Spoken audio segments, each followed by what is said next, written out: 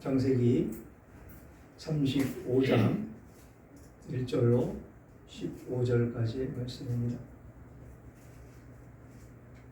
다 찾으셨으면 서로 교독하도록 하겠습니다. 1절 제가 먼저 읽겠습니다. 하나님이 야곱에게 이르시되 일어나 베델로 올라가서 거기 거주하며 내가 내 형 에서의 낯을 피하여 도망하던 때에 내게 나타났던 하나님께 거기서 제단을 쌓으라 하신지라. 야곱이 이에 자기 집안 사람과 자기와 함께한 모든 자에게 이르되 너희 중에 있는 이방 신상들을 버리고 자신을 정결하게 하고 너희들의 의복을 바꾸어 입으라. 우리가 일어나 베델로 올라가자. 내 환난 날에 내게 응답하시며 내가 가는 길에서 나와 함께하신 하나님께 내가 거기서 제단을 쌓으려 하노라 하며 그들이 자기 손에 있는 모든 이방 신상들과 자기에게 있는 기고리를 야곱에게 주는지라. 야곱이 그것들을 세겜 근처 삼손이나 마을에 묻고 그들이 떠났으나 하나님이 그 사면 고을들로 크게 두려워하게 하셨으므로 야곱의 아들들을 추격하는 자가 없었더라. 야곱과 그와 함께한 모든 사람이 가나안 땅 루스고 베델에 이르고 그가 거기서 제단을 쌓고 그것을 베델이라 불렀으니 이는 그의 형의 낯을 피할 때에 하나님이 거기서 그에게 나타나셨습니다. 미루아의 부모 돌아가 죽음에 그를 베델 아래에 있는 상수리 나무 밑에 장사하고 그 나무 이름을 알루하고 지었더라. 야곱이 paddan-aram에서 돌아오매 하나님이 다시 야곱에게 나타나사 그에게 복을 주시고 하나님이 그에게 이르시되 내 이름이 야곱이지만 내 이름을 다시는 야곱이라 부르지 않겠고 이스라엘이라 내 이름이 되게 하시고 그가 그의 이름을 이스라엘이라 부르시고 하나님이 그에게 이르시되 너는 전능한 하나님이라 생육하고 번성하라 한 백성과 백성들의 총회가 내게서 나오고 왕들이 내 허리에서 나오리라. 내가 아브라함과 이삭에게 준 땅을 내게 주고 내가 내 후손에게도 그 땅을 주리라 하시고 하나님이 그와 말씀하시던 곳에서 그를 떠나 가시는지라. 야곱이 하나님이 자기와 말씀하시던 곳에 기둥 곧 돌기둥을 세우고 그 위에 전제물을 두고 또 그 위에 기름을 붓고 같이요. 하나님이 자기와 말씀하시던 곳의 이름을 베델이라 불렀더라. 아멘. 아멘. 오늘 제목 올바른 믿음으로 인도하시는 하나님이라는 제목으로 은혜를 나눌까 합니다. 지난주에 우리가 살펴봤던 그 말씀 어땠습니까? 그 말씀을 통해서 야곱의 가족에 큰 위기가 찾아왔음을 우리는 보았습니다. 절명의 그 위기가 아닐 수가 없는 것이지요. 죄도 큰 죄를 저질렀고 거짓과 살인이 난무하는 그런 아주 절체절명의 사건이 일어났었다라는 것입니다. 그때 야곱은 우왕좌왕 어디에 어떻게 자기를 의지해야 될지 모르는 그런 과정 가운데 놓여 있는 모습을 우리는 보았습니다. 이런 모습이 우리도 이 세상 살면서 이런 위기를 맞을 때가 있다라는 것이지요. 그 위기 때 우리는 절망하고 낭망하고 넘어져 있기가 아주 쉽습니다. 그러나 오늘 본문을 보면 하나님께서 야곱을 찾아오시는 것으로 오늘 말씀은 시작을 합니다. 죄인인데 중차대한 죄를 저질렀고 거짓이 난무했고 살인을 저지른 그 가족, 그 야곱에게 하나님은 다시 나타나셨다라는 것입니다. 이게 하나님의 백성들을 끝까지 사랑하심으로 안아주시는 그 과정 가운데 놓여 있다라는 것이죠. 그러니 우리는 조금 더 절망에 빠져 있을 시간조차도 없다라는 것입니다. 하나님은 이렇게 끝까지 우리를 지키시고 보호해 주시고 옳은 길로 인도해 주시고 살 길을 열어주시는 하나님이시다라는 것입니다. 그러므로 오늘 본문의 말씀이 여러분들의 말씀이 되기를 주님의 이름으로 축원합니다. 위기 때 우리가 하나님을 찾아야 하지만 야곱은 지금 경황이 없어서 하나님 앞에서 절박함으로 나아가지를 못하고 있는 그 과정 가운데 있습니다. 그렇게 우왕좌왕 서로를 탓하며 원망하는 모습 가운데 하나님께서 찾아오셨다라는 것이죠. 이게 은혜라는 것입니다. 우리들을 그렇게 찾아오시는 그 하나님을 맞아들이시기를 주님의 이름으로 축원합니다. 그래서 오늘 말씀을 통해서 전하는 메시지가 무엇인지 함께 살펴보고자 합니다. 1절에 하나님이 야곱에게 이르시되 일어나 베델로 올라가서 거기 거주하며 내가 내 형 에서의 낯을 피하여 도망하던 때에 내게 나타났던 하나님께 거기서 제단을 쌓으라 하신지라. 하나님이 오셨습니다. 여러분 가운데 오셨습니다. 그러면서 뭐라고 말씀을 하실까요? 하나님 은혜 가운데 머물러라 라고 말씀을 하고 있는 것이죠. 하나님께서 지금 갈급한 그 심령 가운데 있다 할지라도 그건 내려놓고 내 말씀 가운데 가라 라고 말씀을 하고 있습니다. 하나님께서 이 세상 사람들이 바라볼 때 어떻게 이야기를 하겠습니까? 지금 이 상황을 살인을 저질렀고 거짓말을 했고 그런 아주 중차대한 죄를 저질렀는데 하나님은 오셨다라는 것입니다. 오셔서 떠나가라라는 것이죠. 어디로? 하나님이 인도하시는 곳으로, 하나님이 주실 땅으로, 그것으로 가라고 말씀을 하시는데 이 이야기만 쏙 빼서 세상 사람들한테 이야기하면 뭐라고 할까요? 독선적이고 너희만 구원을 받았고 어떻게 죄인들을, 그것도 살인죄를 저지른 그들을 그렇게 이끌고 가실 수가 있겠느냐라고 하겠죠. 그러나 하나님께서는 이 이스라엘을 선택하신 그 하나님, 아브라함을 선택하시고 그 축복하시고 옳은 길로 인도하시고 가나안 땅을 주셨고 이삭에게 똑같은 그런 축복을 하셨고 또다시 지금 야곱에게 그 말씀을 똑같이 주시는데 거기에 야곱을 이스라엘이라고 이름까지 바꿔주시는 말씀이다라는 것입니다. 그래서 오늘날 이스라엘이라는 것이죠. 그런데 그들은 하나님을 깨닫지 못하고 하나님을 믿지 못하고 그러므로 예수 그리스도를 받아들이지 못함으로 전쟁이 난무하다라는 것입니다. 우리나라는 어떻습니까? 75년 동안 전쟁이라는 것은 없었습니다. 그런데 이스라엘은 어떻습니까? 북한은 전쟁 일으키고 사건 일으키고 많은 사람 죽이고 그 전쟁이 일어나면 세계 물가가 다 움직입니다. 기름값이 오르니까. 정확한 하나님의 말씀을 듣고 깨달아야 하나님의 진리 안에 거하고 하나님 사랑 안에 거한다는 것입니다. 오전 시간에 말씀드린 그 뜻과 똑같은 이야기를 지금 하고 있는 것입니다. 지금 야곱이 형에게 범죄하고 거짓말을 행하고 형의 복을 가로채고 장자권을 빼앗아 버린 그 과정 가운데 형의 낯을 피해서 도망가는 과정 가운데 바로 그곳에서 하나님을 만났었다라는 것입니다. 그곳이 어디? 베델에서 그랬다라는 것이죠. 그래서 그곳에 야곱은 제단을 쌓기로 결심을 하고 떠났었다라는 것입니다. 그런데 이 야곱이 형 두려움도 있지만 많은 짐승과 가족들을 이끌고 그 베델까지 가기에 너무 힘이 들었을지도 모릅니다.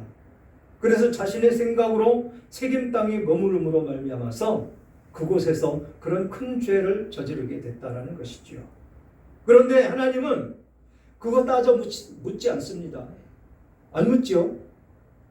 묻지 않습니다.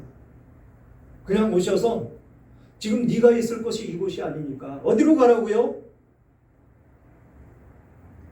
형 낯을 피하여 도망했던 때에 내게 나타났던 내게 나타났던 하나님께 거기서 제단을 쌓으라.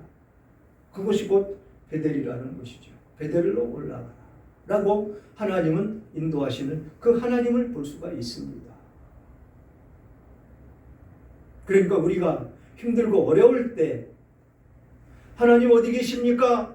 하나님 말씀하여 주시옵소서라고 찾는 것이 아니고 나의 잘못을 먼저 돌이키며 회개하며 하나님께 고해야 된다라는 것입니다. 언제나 나와 함께 하시고 옳은 길로 인도하시고 그 진리 가운데로 인도하시는 그 하나님은 지금도 여러분과 함께 하시고 여러분들 안에서 지금 말씀을 들을 수 있도록 마음 문을 열 수 있도록 그렇게 인도하시는 하나님이시다라는 것입니다.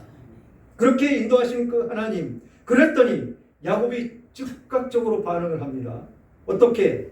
야곱이 이에 자기 집안 사람과 자기와 함께한 모든 자에게 이르되 너희 중에 있는 이방 신상들을 버리고 자신을 정결하게 하고 너희들이 의복을 받고 입으라 라고 이야기를 합니다. 깨끗게 하라는 것입니다. 모든 우상들, 신상들, 하나님 외에 섬겼던 모든 것 다 버려라 라고 말씀하고 있습니다. 하나님이 인도하시는 바로 여기에 있다는 것이죠.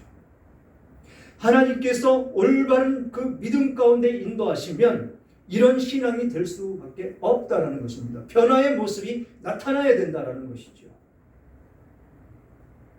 그동안은 야곱이 가족들이 어떻게 하든 상관 안 했습니다. 우상을 섬기든 제사를 지내든 그랬죠. 성경에 어떻게 제재했다는 말 하나도 없습니다. 그런데 이제는 강권적으로 이야기를 합니다. 이방 신상들을 버리고 자신을 정결하게 하라 라고 이야기를 합니다. 자신을 정결하게 한다는 것은 하나님께만 속해 있어야 된다는 것입니다. 우상신들, 그들을 섬겼던 모든 것을 깨끗하게 버려버리고 모든 죄 회개하고 돌이키며 나아가는 것을 깨끗하게 하라라고 말씀을 하고 있는 것입니다.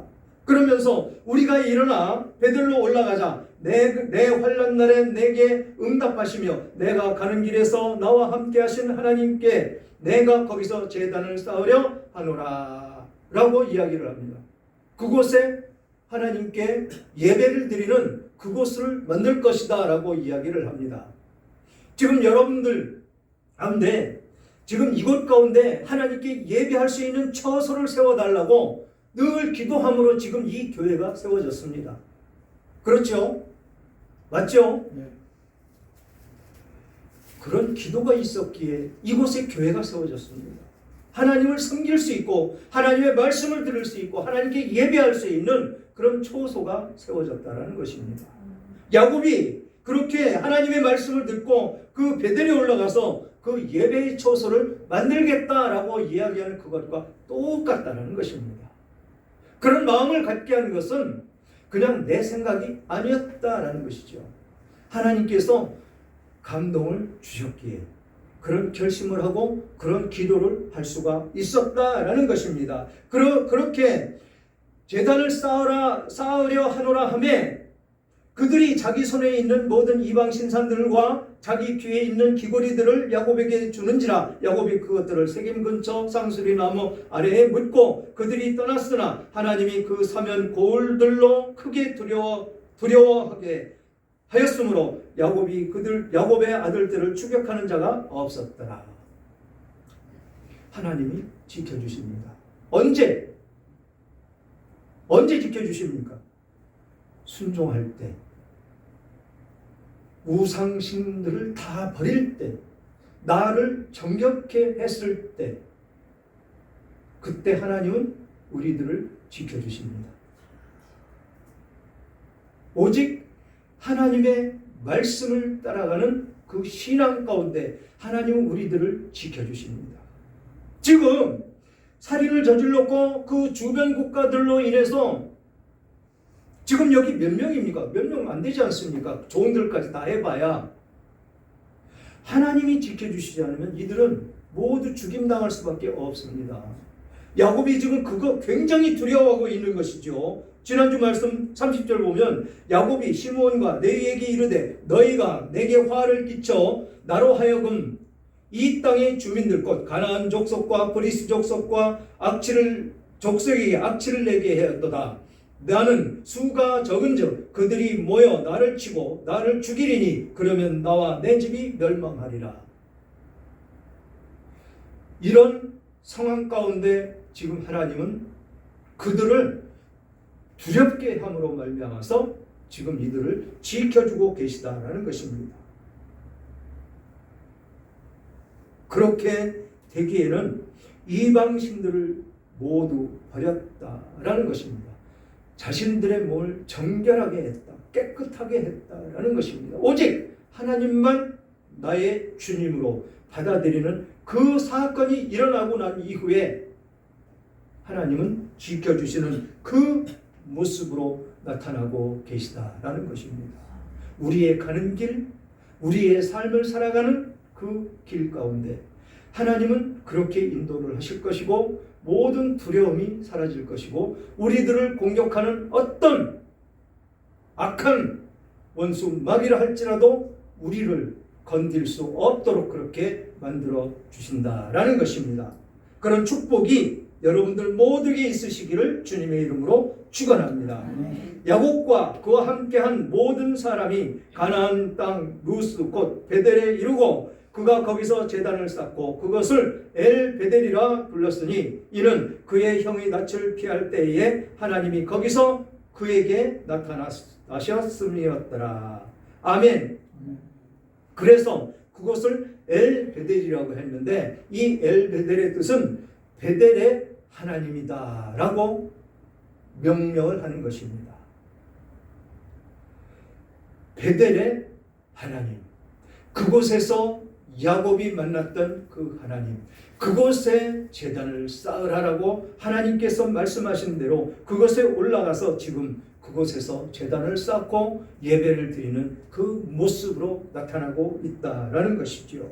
그때 리브가의 유모 드보라가 죽음에 그를 베델 아래에 있는 상수리 나무 밑에 장사하고 그 나무 이름을 알론바굿이라 불렀더라 라고 이야기를 합니다.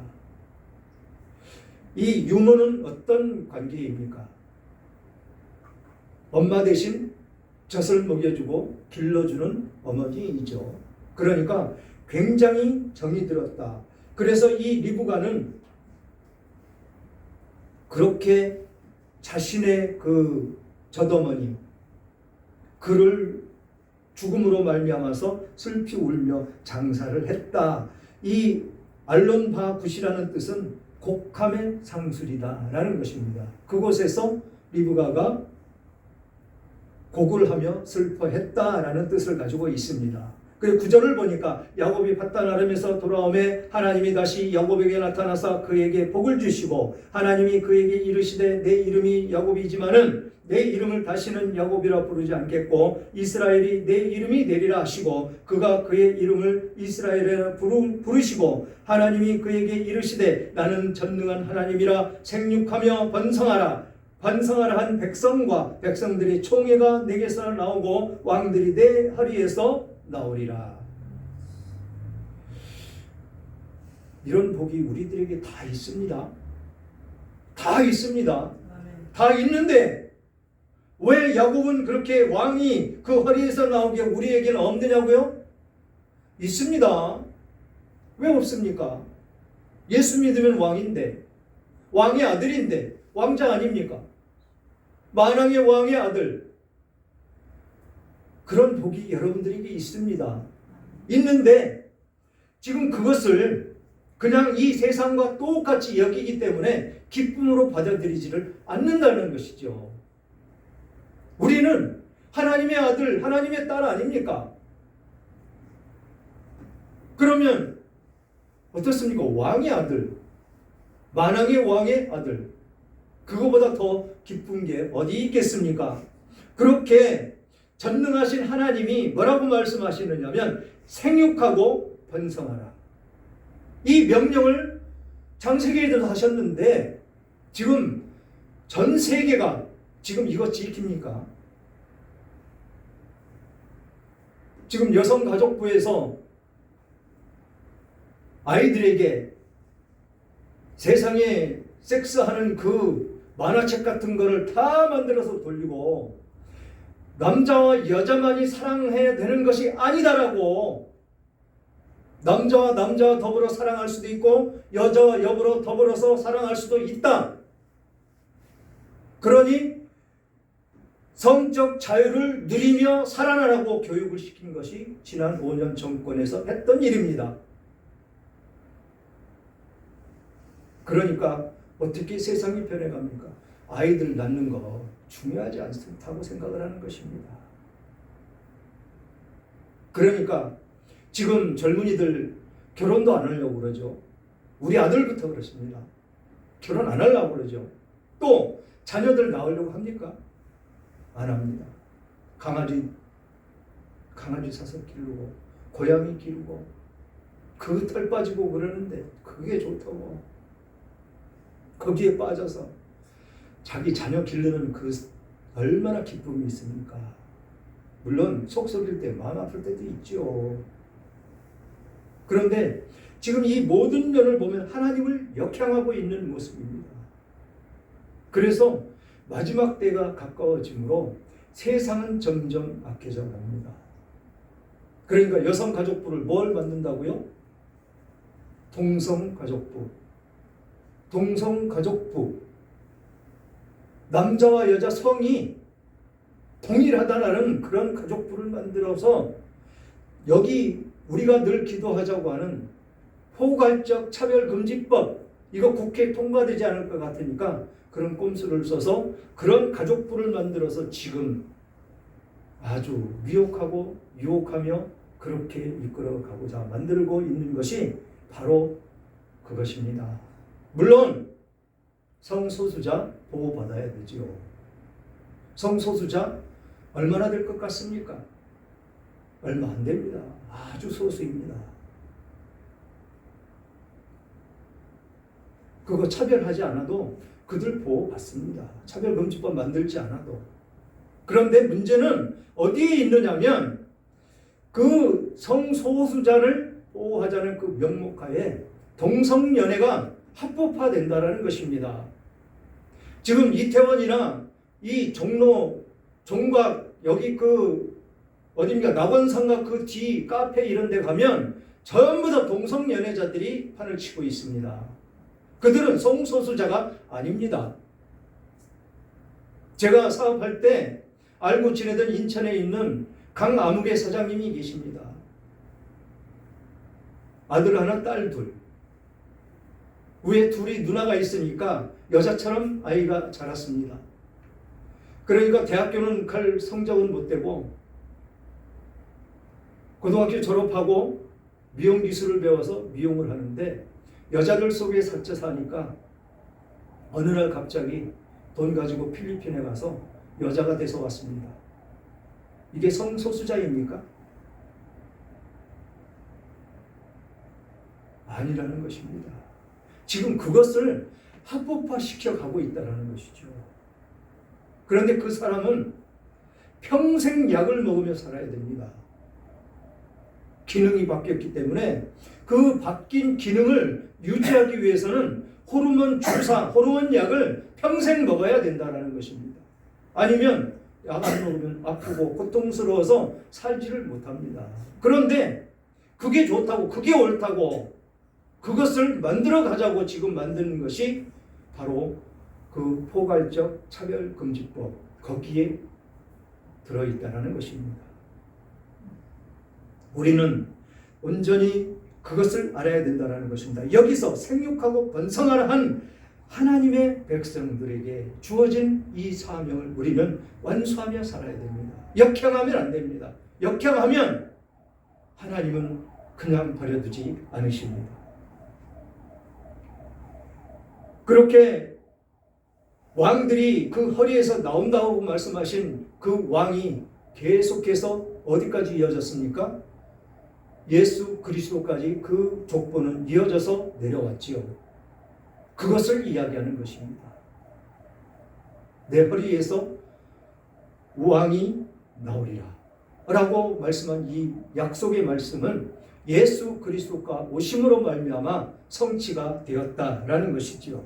그러면서 내가 아브라함과 이삭에게 준 땅을 내게 주고 내가 내 후손에게도 그 땅을 주리라 하시고 하나님이 그와 말씀하시던 곳에서 그를 떠나 올라가시는지라 라고 말씀하십니다. 아브라함과 이삭에게 준 땅을 내게 주었다. 우리가 살 수 있는 곳을 하나님께서 주셨다라고 말씀을 하고 있습니다. 지금 여기서 말씀하시는 곳은 곧 가나안 땅입니다. 그렇게 후손에게도 그 땅을 주리라 하셨다라고 말씀하신 것은 후손 야곱이 애굽에 가서 그 족속들이 430년 동안 종살이를 하고 출애굽해서 나와서 다시 그 땅을 차지하는 그 모습으로 그 후손에게도 그 땅을 주리라 약속을 하신 그것을 성취하신 그 모습을 우리는 볼 수가 있습니다. 그러면서 하나님이 말씀하시던 곳에서 떠나서 올라가셨다라고 말씀을 하십니다. 그때 야곱이 하나님이 자기와 말씀하시던 곳에 기둥 곧 돌기둥을 세우고 그 위에 전제물을 붓고 또 그 위에 기름을 붓고 하나님이 자기와 말씀하시던 곳의 이름을 베델이라 불렀더라. 드디어 예배 처소가 마련이 됐고 아주 정성을 들여서 예배하는 그 모습으로 나타났다라는 것입니다. 여기서 기둥, 돌기둥을 세우고 전제물을 붓고 또 그 위에 기름을 부었다라는 것은 예배를 그렇게 정성스럽게 드렸다라는 것입니다. 지금 여러분들이 앉아서 드려지는 그 예배가 하나님께서 흠양하시는 예배, 정성스러운 예배가 될 것입니다. 그 예배는 하나님께서만 받으십니다. 하나님께서 받으시는 예배 가운데 우리의 충만한 은혜가 임하여질 줄 믿습니다. 사랑하는 여러분, 이 야곱의 가족들이 베델에 올라갔을 때 하나님은 9절과 13절을 통해서 아브라함에게 주셨던 이삭에게 주셨던 그 언약을 야곱에게 회복시켜 주시는 모습을 보았습니다. 그러면서 내 이름을 이제 더 이상 야곱이라 부르지 않고 이스라엘이라 부리라고 그 약속의 말씀을 확증시켜 주셨습니다. 언약의 회복, 은혜의 회복이 야곱의 가정에 임하게 되는 때를 말씀하고 있습니다. 폭풍이 몰라가고 파도가 잠잠해지고 마침내 야곱의 마음에 평안이 찾아오는 순간이기도 한 것입니다. 우리에게 절체절명의 삶의 위기가 찾아왔을 때 하나님이 우리를 먼저 기억하시고 우리를 부르십니다. 그 부르심에 응답하여 나아갈 때 예배가 회복되고 은혜가 회복되고 언약의 말씀이 회복되는 삶이 되시기를 주님의 이름으로 축원합니다.